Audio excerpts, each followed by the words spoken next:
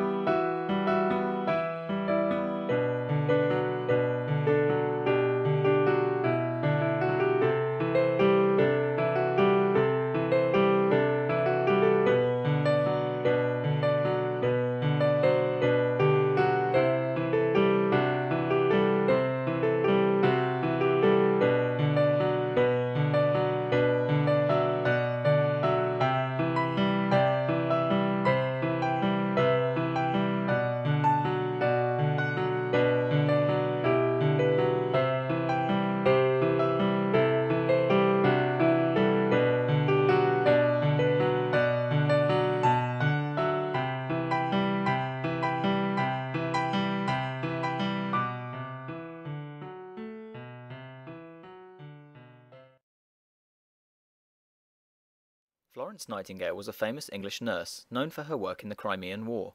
Florence Nightingale was born in 1820 in Florence, Italy, for which she was named. Nightingale was inspired to enter nursing from a calling from God in 1837.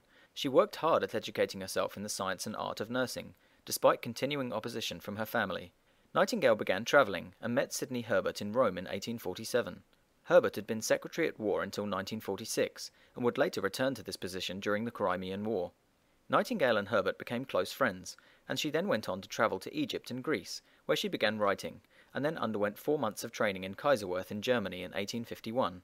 This enabled her to become superintendent at the Institute for Sick Gentlewomen in Upper Harley Street, London, until 1854. During the Crimean War, reports began to filter back to London about the horrific conditions that wounded soldiers had to endure, so on the 21st of October 1854, Florence and her trained 38 volunteer nurses were sent by Sidney Herbert to the Selimiye barracks in modern-day Istanbul, Turkey. Nightingale and her team found terrible conditions for the wounded in the barracks, with huge numbers of fatalities from infection and poor hygiene, as well as a lack of medicine and supplies. Nightingale sent a plea to the Times newspaper to implore the government to send aid, and a prefabricated hospital was constructed in England and shipped to the Dardanelles. The overcrowding in the hospital and the defective sewers proved to be so fatal to the patients that a sanitary commission was sent to the hospital in 1855, which improved ventilation and flushed out the sewers. The death rates sharply fell, but Nightingale continued to maintain that poor nutrition and overworking was leading to the high death rates. It wasn't until she returned to England and began collecting data that she discovered that most of the soldiers died from poor living conditions. This greatly influenced her career, and she began to advocate sanitary conditions in hospitals. In 1855, the Nightingale Fund was set up to fund the training of nurses, and in 1859 the Nightingale Training School, now called the Florence Nightingale School of Nursing and Midwifery, was set up, and the first nurses began working in 1865. In 1870, Nightingale trained Linda Richards, America's first trained nurse, who went on to become a great nursing pioneer in the USA and Japan. Nightingale was awarded several honours by Queen Victoria, but was bedridden from 1957 onwards. She continued to write and carried out pioneering work on hospital planning, but died at the age of 90 in 1910. Her lasting legacy is that of founding the modern nursing profession with her compassion, patient care, and hospital planning. International Nurses' Day is celebrated on her birthday every year.